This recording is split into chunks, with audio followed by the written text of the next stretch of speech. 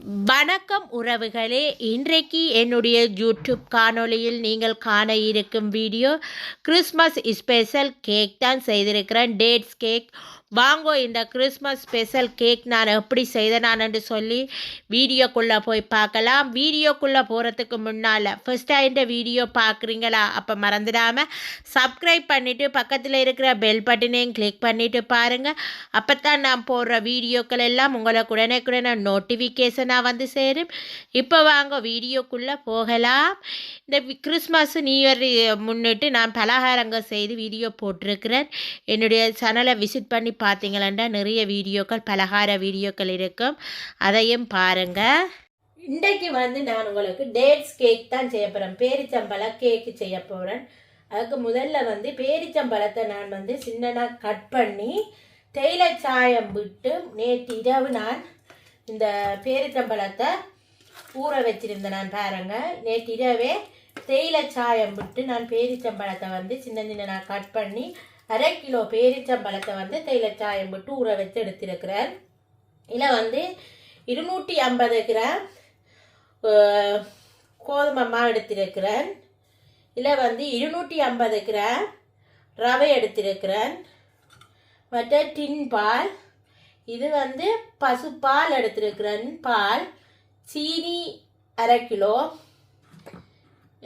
மற்ற baking powder, vanilla, ஏலக்காய் powder, cocoa powder, கஜு எடுத்திருக்கிறேன். மற்றது பட்டரும் 1/2 கிலோ பட்டர் எடுத்திருக்கிறேன். இப்போ இவ்வளவு தான் தேவையான பொருட்கள். இப்போ வாங்க எப்படி நாங்கள் இந்த கேக்கை மேக் பண்ணுறோன்னு சொல்லி பார்க்கலாம். இப்போ முதல்ல ஒரு மிக்சிங் பவுல் எடுத்திருக்கிறேன். அதில் இப்போ நான் எடுத்து வச்சிருக்கிறேன் இந்த 250 கிராம் ரவையையும் இதில் போட்டுக்கொள்ளுறேன்.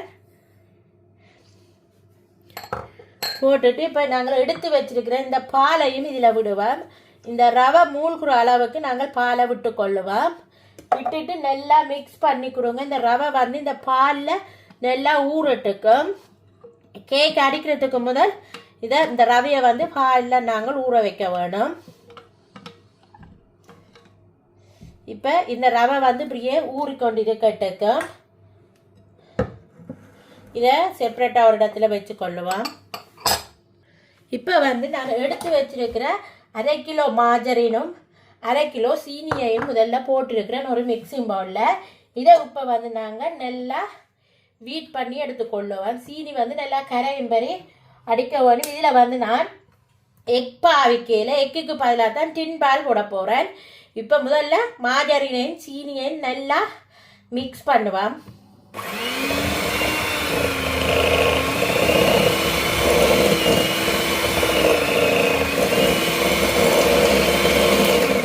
சீனியும் நல்லா கரைஞ்சி ஒரு க்ரீமியான ஒரு பதம் பெறும் வரையும் நாங்கள் இதை நல்லா வீட் பண்ணி எடுத்துக்கொள்ள வேணும். சீனி இதுக்கு நல்லா கரைய வேணும். சீனி கரையாமல் நீங்கள் கேக் அடிச்சிங்கன்னா கேக்கு ரொட்டியாகிடும். இப்போ நாங்கள் நல்லா சீனியை முதல்ல கரைச்செடுப்போம். இந்த நல்லா க்ரீமியாக வரும் வரையும் நாங்கள் முதல்ல அடிச்செடுப்போம். பார்த்தீங்களா ஒரு 5 நிமிஷமாக அடித்து கொண்டிருக்கிறேன். பாருங்கள் இப்படி வந்திருக்குது. இன்னும் நல்லா சீனி கரைஞ்சதுண்டா இன்னும் நல்லா க்ரீமியாக வரும். அது வரையும் அடித்து கொள்ளுவோம்.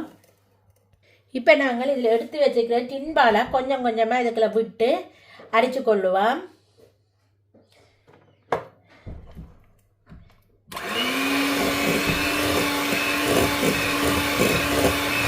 இப்போ நான் முதல் கொஞ்சம் டின்பால் விட்டேன்னா இப்போ திருப்பியும் அதில் அரைவாசி விட்டு கொள்ளுறேன்.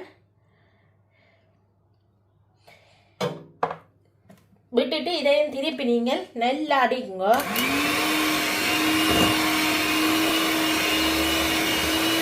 இப்போ மீதி இருக்கிற டின்பாலையும் நான் இதில் விட்டுக்கொள்கிறேன். இந்த டின்பால் நான் முட்டைக்கு பதிலாகத்தான் டின்பால் விடுறேன். உங்களுக்கு முட்டை விருப்பம் என்றால் நீங்கள் முட்டை விட்டுக்கொள்ளலாம். இந்த டேட்ஸ் கேக்கில் பேரிச்சம்பழ கேக்குக்கு நீங்கள் உங்களுக்கு முட்டை விருப்பம் என்றால் நீங்கள் முட்டையை விட்டுக்கொள்ளுங்க. எனக்கு முட்டை விட விருப்பம் இல்லாதபடியால் நான் டின்பால் விட்டுக்கொள்ளுறேன். நல்லா அடித்து கொள்ளுவோம்.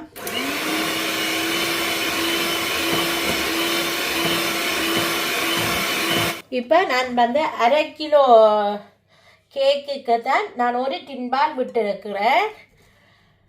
இப்போ பார்த்தீங்களா சீனி எல்லாம் கரைஞ்சிட்டது. இப்போ நாங்கள் இந்த எடுத்து வச்சிருக்கிற பேரிச்சம்பழம் தேயிலை சாயத்தில் ஊற வச்ச பேரிச்சம்பழம். சில பேர் வந்து இந்த பேரிச்சம்பழத்தை சுடுதண்ணி விட்டு 1 ஸ்பூன் பேக்கிங் பவுடர் போட்டு ஊற வச்சு செய்வாங்க. நான் வந்து பேக்கிங் பவுடர் இதில் போடையில் வெறும் தேயிலை சாயத்திலே மட்டுமே ஊற வச்சேன். நான் ஒரு நாள் இரவு ஊற வச்சு இப்போ விடிய எடுத்து அடிக்கிறேன் கேக்கு. நீங்கள் விடிய கேக் அடிக்க போகிறீங்களா இரவு ஊற வச்சுட்டு அடிச்சிங்களேன்னு சொன்னால் நல்ல டேஸ்ட்டாக இருக்கும் இந்த பேரிச்சம்பழ கேக்கு. இப்போ இதில் வந்து பேரிச்சம்பழத்தை நான் போட்டுட்டு இதை நல்லா மிக்ஸ் பண்ணி கொடுப்பேன்.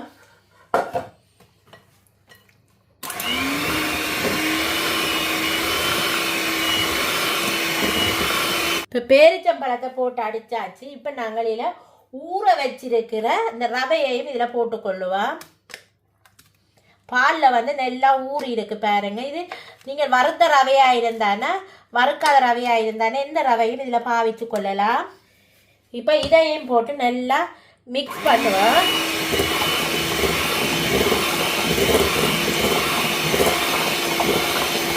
இப்போ பார்த்தீங்கன்னா இந்த மிக்ஸ் வந்து ரெடி ஆகிட்டுது.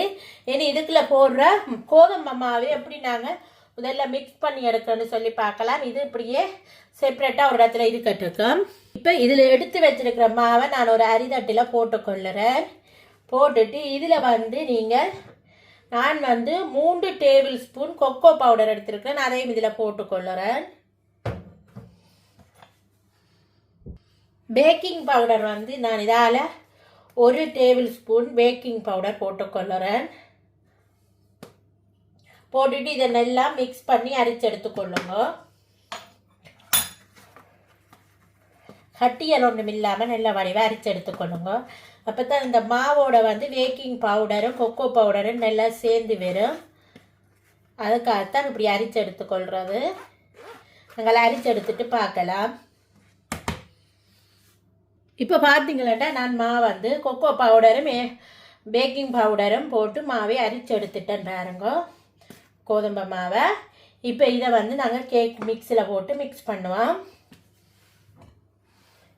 இப்போ வந்து இந்த கேக் மிக்ஸ் இருக்குது இதில் போட்டு நாங்கள் மிக்ஸ் பண்ணுவோம். அதுக்கு முதல்ல நான் எடுத்து வச்சுருக்கேன் இந்த 1 டேபிள் ஸ்பூன் ஏலக்காய் பவுடர் இதில் போட்டுக்கொள்ளேன். இதில் வந்து ஜாதிக்காயை பவுடர் பண்ணி ஜாதிக்காயும் ஏலக்காயும் கருவாப்பட்டையும் பவுடர் பண்ணி போடுவேன். நான் வந்து ஏலக்காய் மட்டும்தான் போட்டிருக்கிறேன். உங்களுக்கு விருப்பம்னு சொன்னால் ஜாதிக்காயும் கருவாப்பட்டையும் ஏலக்காயையும் சேர்த்து வறுத்து அரைச்சி இதோட சேர்த்து கொள்ளலாம்.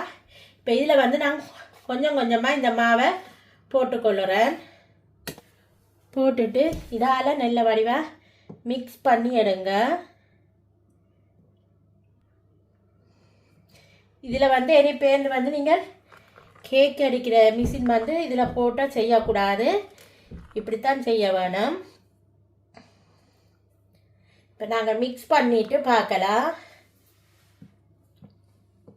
இப்போ மீதி இருக்கிற மாவையும் நான் இதில் போட்டுக்கொள்ளுறேன். இப்போ இதில் வந்து நான் வனிலா எசன்ஸ் விட்டுக்கொள்ளுறேன்.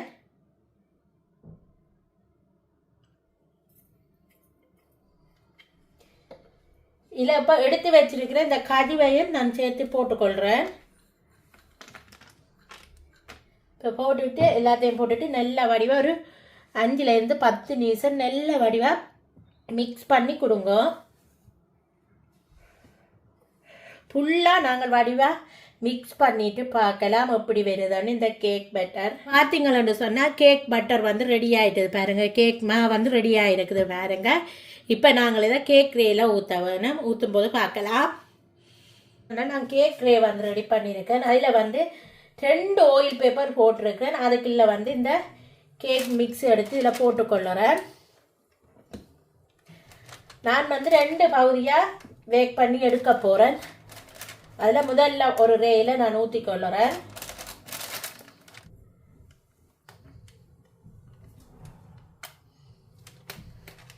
இப்போ இதில் அரிவாசி மாவை வந்து இதில் போட்டுக்கொள்கிறேன். இந்த ரேயில் மீதி இருக்கிறத இன்னொரு ரேயில் போட்டுக்கொள்ளுறேன்.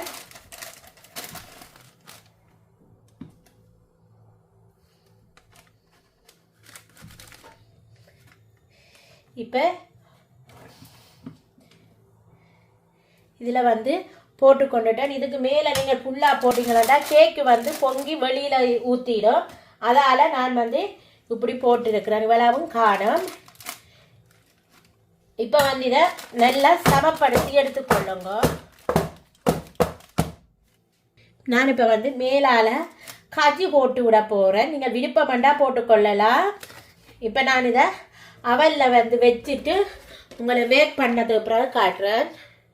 எப்படி வந்திருக்கேன்னு பார்க்கலாம். பார்த்தீங்களன்னா நான் முதல் ஊற்றின கேக்கு பாருங்கள் நல்லா வந்திருக்குது. இப்போ நான் வந்து இதை நான் பீஸ் போட போகிறேன்.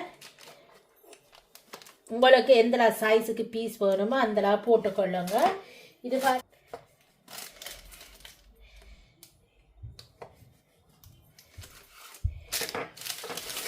பார்த்தீங்கன்னா உங்களுக்கு தெரியும் பாருங்க எப்படி வந்திருக்குன்ட்டு என்னுடைய கேக்கு பாருங்க நல்ல பர்ஃபெக்டாக வந்திருக்குது பாருங்க. பெருச்சம்பழ கேக்கு நீங்களும் நான் சொன்ன முறைப்படி செய்து பார்த்தீங்கன்னா சூப்பராக இருக்கும் பாருங்க. இப்போ பார்த்தீங்கன்னா என்னுடைய கேக்கு வந்து ரெடியாக இருக்குது பாருங்க எப்படி இருக்குன்னு சொல்லி பர்ஃபெக்டாக வந்திருக்கு இந்த டேட்ஸ் கேக்கு. நீங்களும் என்னுடைய நான் செய்த முறைப்படி நீங்களும் ஒரு முறை செய்து பாருங்க. அவ்வளோ நல்ல டேஸ்ட்டாகவும் சுவையாகவும் இருக்குது. இந்த பேரிச்சம்பழ கேக் நீங்கள் இப்படி நான் செய்த முறைப்படி செய்து சாப்பிட்டு பாருங்கள். ரிச் கேக்கின்ற டேஸ்ட் இருக்கும். ஓகே ஃப்ரெண்ட்ஸ், இதே மாதிரி என்னொரு ரெசிபியுடன் உங்களை சந்திக்கும் பெற உங்களிடமிருந்து விடைபெறுவது உங்கள் நான். Bye friends.